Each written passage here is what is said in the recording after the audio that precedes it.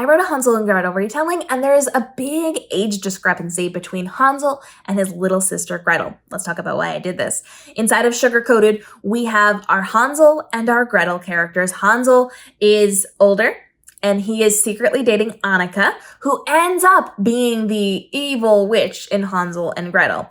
Gretel is much, much younger. She is like 12 years old. She's very young, and she's just starting to learn about her gifts and her powers. So inside of Sugarcoated, we have a fantasy society where some of the people have these different gifts. Some of them don't. Annika has the gift of illusion, so she can transform her house into the candy house and make it look that way, even though it's not actually candy.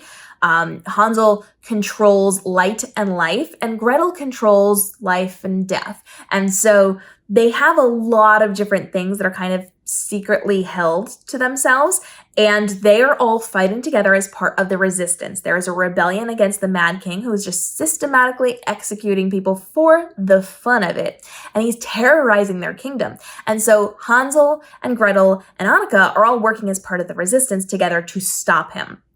So they all have their own powers, and they all have their own different parts of the resistance and the rebellion that they are going to do in order to overthrow the Mad King. Now, I had a huge age discrepancy because I wanted to focus on Hansel and Annika's relationship. They are secretly dating, and Annika is the daughter of the town baker. He has died. She's kind of taken over, and she is going to be the one that gets blamed when the rebellion is caught and they fail. She gets caught. So it's not a happy ending in this story, but that is literally the whole point of the story, so it's not a spoiler. And unfortunately, because the Mad King catches her, he can now paint her in whatever light he wants. So he calls her this witch who was eating kids and like all of the things. All those things we heard about the witch, that was because she got caught, and what's she gonna do, right? So they badmouth her and turn her into the villain.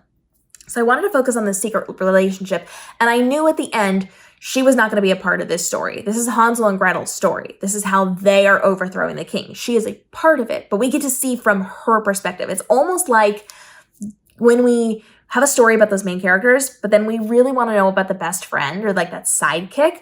We get to see she is the main character of her own story, and her story is going to end. She does not get to conclude their story, but she's a big part of their story. And so I wanted to focus on Hansel and Annika's relationship because I write romance and I love it, and I like all the swoony things. I'm like, that's what I'm here for.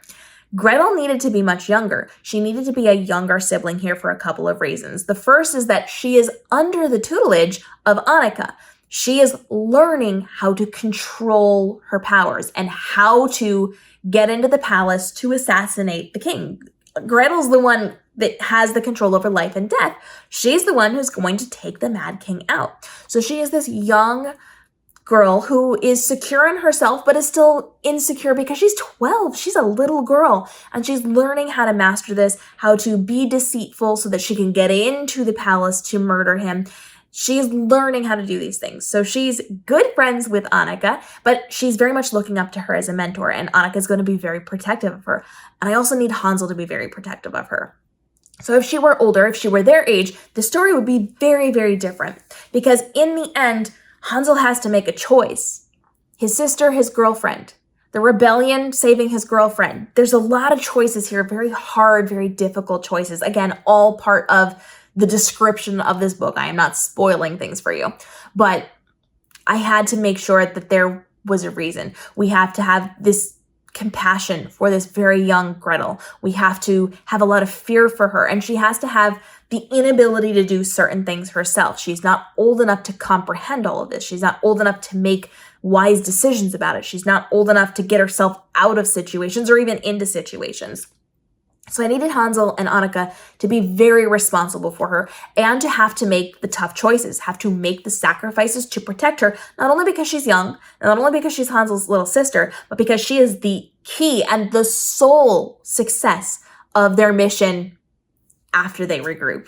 And so having that big age discrepancy gives me a lot of leeway to have a strong connection between Gretel and Annika, to have a strong connection between Hansel and Gretel, to have a very different kind of connection and a very different type of conversation between Hansel and Annika. Hansel can't have certain conversations with his little sister, but he can have them with a mature, responsible person who is his age, who is making the same decisions and sacrifices that he is. So there's a lot of different dynamics at play, and by changing very dramatically that age difference, I open up so many different worlds that I can be doing inside of the conversations I'm having with this book. It would be a radically different conversation if all three of them were the same age and had the same experience and the same life experience and the same amount of experience under their belt. So making sure I had these siblings who, I mean, in the original, they're not necessarily twins. They do have a slightly different age thing, but it's not dramatic. This was dramatic. We've got like young adults, and then we've got child. And so there's a lot of different dynamics that come into play with this. That there's that parental oversight here because he's in charge of his little sister. There's an element of fun that Gretel gets to bring into working with Annika because she's younger. She sees the world differently. She has different perspectives on things, and she's not as mature. She doesn't have as much to go off of as Annika does. And so there's really fun elements that you get to pull in by doing a dramatic age difference. And I did something similar in my Goldilocks retelling with my three bears. They are a family with the last name of bear, humans, not actual animals. And I changed the age ranges for them. So I had Mama Bear, Papa Bear, and Baby Bear, right?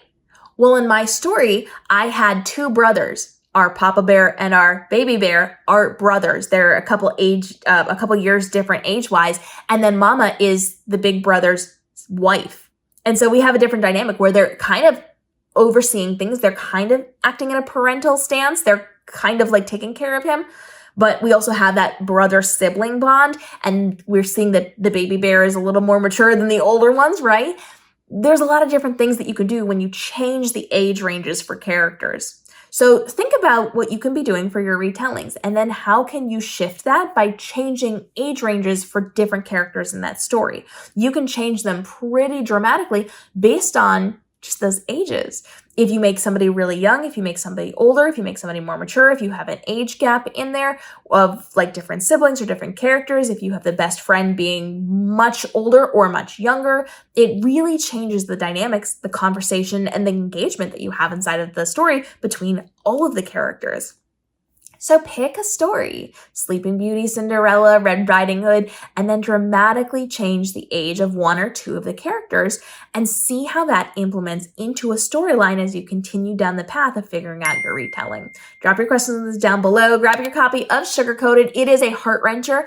It does not end nicely. You will hate me at the end of it. My fans always do, but they love it. It is so good. And the relationship between Annika and Hansel is fantastic. So you are welcome for that. This is a really fun one to write, really sad one, but really fun one to write. And it really explores what happens when the villains win and get to rewrite the history books and cast the heroes in a villainous light. So make sure you check that out. Follow along for daily videos helping you navigate the world of your writing, from your writing to your publishing to your marketing, to make this your most profitable author year ever while living your best author life and still having a life. We'll see you in the upcoming episode.